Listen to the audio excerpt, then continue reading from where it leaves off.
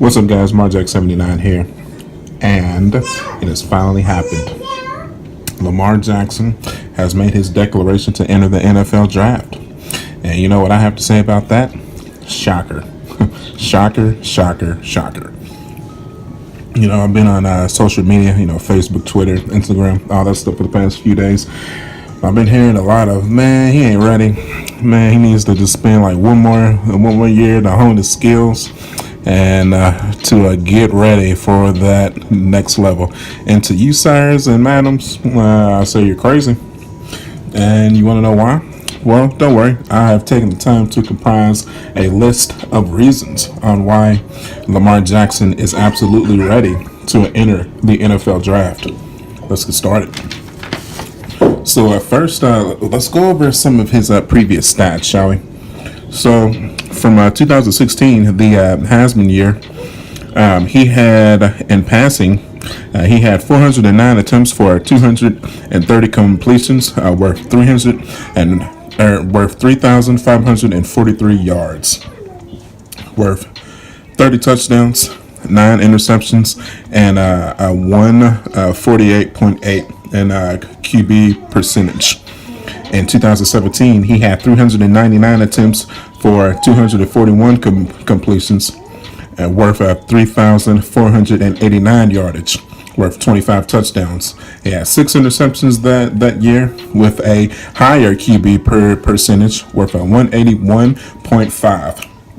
And that brings us to his grand total throughout his entire NCAA career.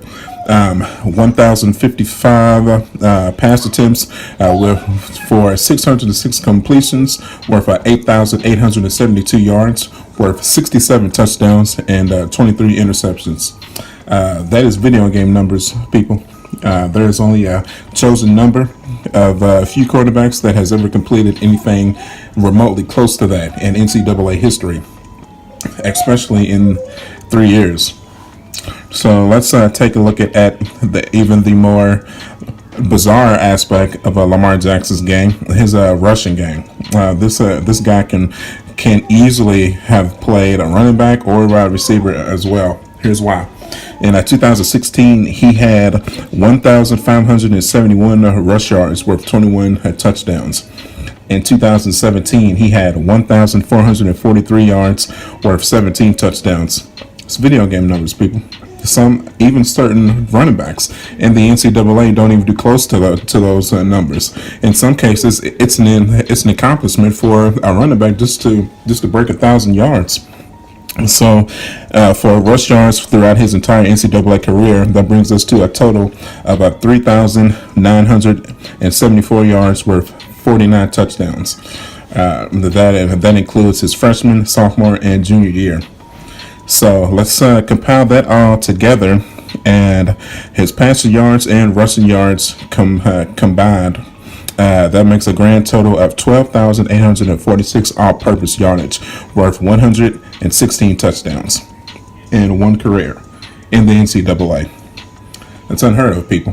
I mean, we're talking about legendary numbers here. This is not normal. So, got a few more tidbits for you here.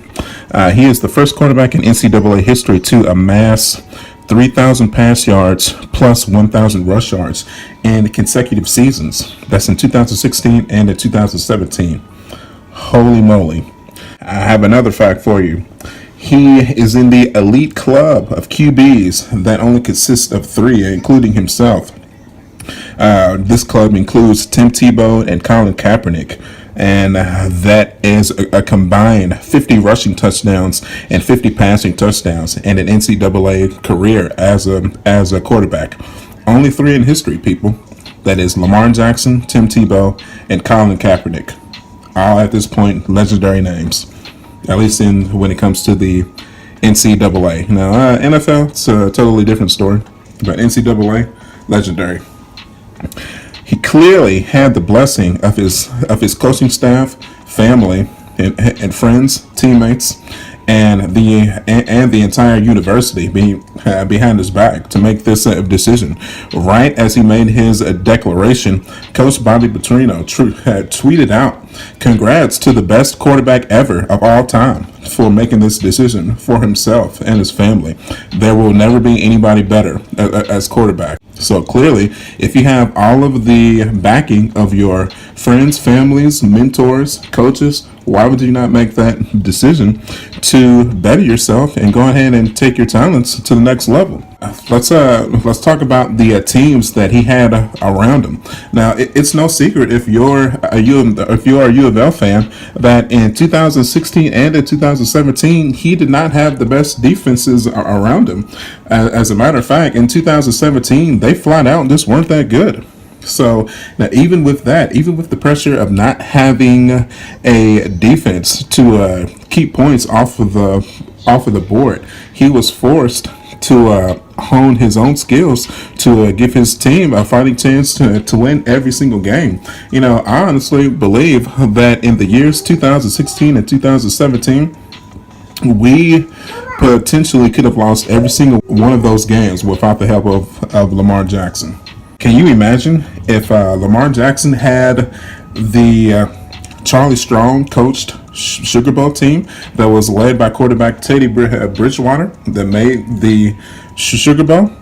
Now, if Lamar Jackson had control of that offense, plus that Charlie Strong led defense, the people, that is a national championship caliber team. I'm telling you, there's not even a question. And that's not to take away anything from Teddy Bridgewater. I love Teddy Bridgewater. The things that he did for the University of Louisville are also legendary. But with Lamar's athletic ability and his ability to just be able to create plays out of absolutely nothing, that plus the outstanding defenses that we had that year, people, that's national championship. I'm telling you. Let's talk about also the many NFL teams that are clearly in desperate need of an NFL quarterback. It's a lot of them. It's an absolute lot of them. So let's start out with the Arizona Cardinals. That team went 8-8 last year, and they were led by quarterback Carson Palmer. Now, Carson Palmer, he's actually a really good quarterback, but unfortunately, he's getting old. He's nearing 40, so he might have a good 2 or 3 years left, if that, and then he's going to be looking towards retirement. And they're going to need a brand new, young franchise quarterback to lead them into some victories. Next, we have the Jacksonville Jaguars. They're in desperate need of a backup quarterback. And then we also have the Los Angeles Chargers. They're led by Phillip Rivers, who falls into the same boat as Carson Palmer. He's getting old. He's nearing 40, so he might have a good 2 or 3 years left. And then he's gonna call it quits. Let's see. We also have I hate to say it, but we also have the Minnesota Vikings. They are led by quarterbacks Teddy Bridgewater and Sam Bradford. Now, of course, they're both good quarterbacks, but as history shows us, they are absolutely injury prone. So, Teddy was out for the season this previous year, and Sam Bradford. I'm a Philadelphia Eagles fan, so I can tell you that I know all about Sam Bradford's injury problems throughout his career. So they're also in need of a good injury-free quarterback that can lead them into this next decade to win some football games. And then we also have the Pittsburgh Steelers. Again, Big Ben Roethlisberger. He's had a legendary career, Super Bowl winning quarterback, but he's getting old, people. He's nearing 40. He's starting to slow down. I give him 1 to 2 good years left, and then he's going to be retiring as well. Who else do we have? Let's see. Oh, we have the San Francisco 49ers. They went 6-10 last year. Terrible. They need all kind of replacements on both sides of the football, starting with the quarterback position. One of my favorites, the New York Giants. Eli Manning. Let's not even get started on that debacle of a situation that happened the previous football season. Eli Manning was benched and Geno Smith was put in to test out his how he would fare on the field. So clearly, the franchise there is looking to move on away from his talents altogether. So, and then last and most certainly least, we have the Cleveland Browns. They went, as everybody knows, 0-16, not a single win in the previous season. You know, personally, I would not like Lamar Jackson to go to this team because, you know, I just think this is a hopeless NFL team that will never see progress or success. So, yeah, but clearly that is a team that needs replacements in every position on both sides of the ball, and the coaching staff as well. So, I mean, as you can see here, what was that?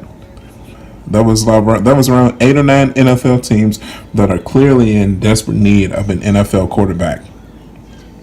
And Lamar Jackson could fit the bill to any one of those teams with his ability and God-given gifts. So, also, let's go ahead and take a look at the other selections of NCAA quarterbacks that are planning on entering the NFL draft as well, and let's compare them to Jackson himself.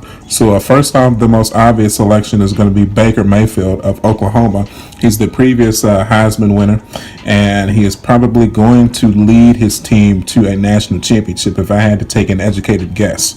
So yeah, he would probably be the one that can probably challenge him, Jackson, the most. So I think overall he's probably better fit for the quarterback position.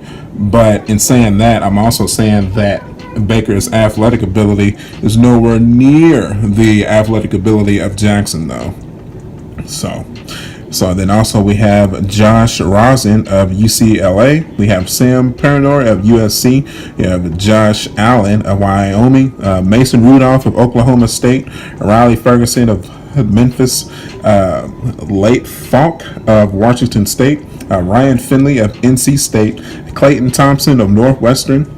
So out of all those quarterbacks, I would say other than Baker Mayfield, which name of those would you say has a better athletic ability or chance to make it in the NFL than Lamar Jackson? Don't worry, I'll wait. I mean, come on now. So, and then even with that, let's also talk about the other U of L quarterbacks that have found slight success in the NFL. Let's go ahead and start off with Teddy Bridgewater. Like I said, I love Teddy Bridgewater. What he did for the university is legendary. He doesn't have Lamar Jackson's athletic ability. That's all there is to it. He just doesn't have it. He does have the ability to scramble, and I would even say that he's a more accurate passer than Lamar. But overall athletic ability to be spread across the field, no, not even close. We can also take a look at Brian Brown. He was also a legendary quarterback that came out of U of L as well. Led us to an Orange Bowl. Did his skills really translate well to the NFL? Not really. He got there. I think he played for the Packers 1 year and then fizzled out and went to the Arena League, I want to say. I think he's coaching now, I'm pretty sure. Then we have Chris Redman. There was another legendary quarterback that played during the late 90s. His skills translated somewhat well to the NFL. I know he played for the Baltimore Ravens for a couple of years, but his NFL career wasn't crazy long, though. I think he was there 4 or 5 years, maybe.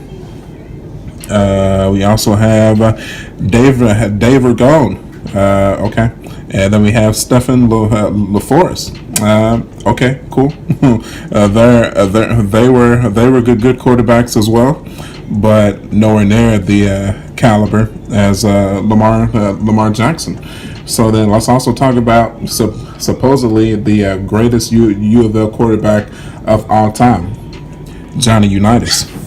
So the thing about Johnny Unitas, I think, is legendary about him is his career for the Baltimore Colts. But what a lot of people don't really talk about is his career at U of L. Well, I'll tell you why. That's because the teams that Johnny Unitas was a part of at U of L weren't that good. None of them had winning records, and none of those teams were ever competing for any type of bowl championships or anything of that nature. You know, he was a great player, and I'm pretty sure he set some records while he was at U of L. But after his career ended, you know, a lot of people don't know this, but he tried out for an NFL team right after his career at U of L ended and got cut. And he actually stopped playing football for a couple of years. He went and got a job at a steel factory just to support his family. And then 2 years later, he went back and tried out for a team. I don't know which team it was, though. And he tried out and made it. And after that, then he got on at the Baltimore Colts. And then the rest after that is set in stone.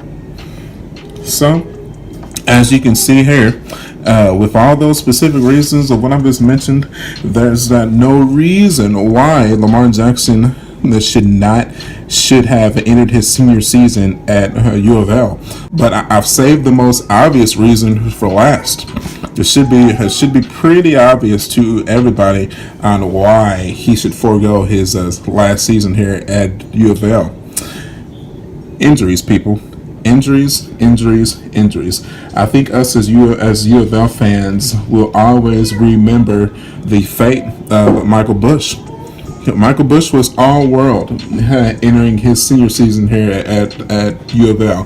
That team that was coming off the Orange Bowl victory, that team with him and Brian Baum in the backfield was slated to go to the national championship for sure. But that ill-fated game against Kentucky, that unplanned broken femur, altered his life and career forever. You know, and he recuperated and was able to make it to the NFL, I think around round 5 or 6. But you know, he was never the same player. He never had the strength or the elusiveness that he once had when he was in high school and at U of L. He just wasn't the same player. And, you know, and a little tidbit about myself too. When Michael Bush was playing at Mel High School, I was playing at DuPont Manual High School, and that was actually at the same time that Brian Baum was at Trinity too. So let me tell you, I know firsthand about both of their talents because I played against both of them.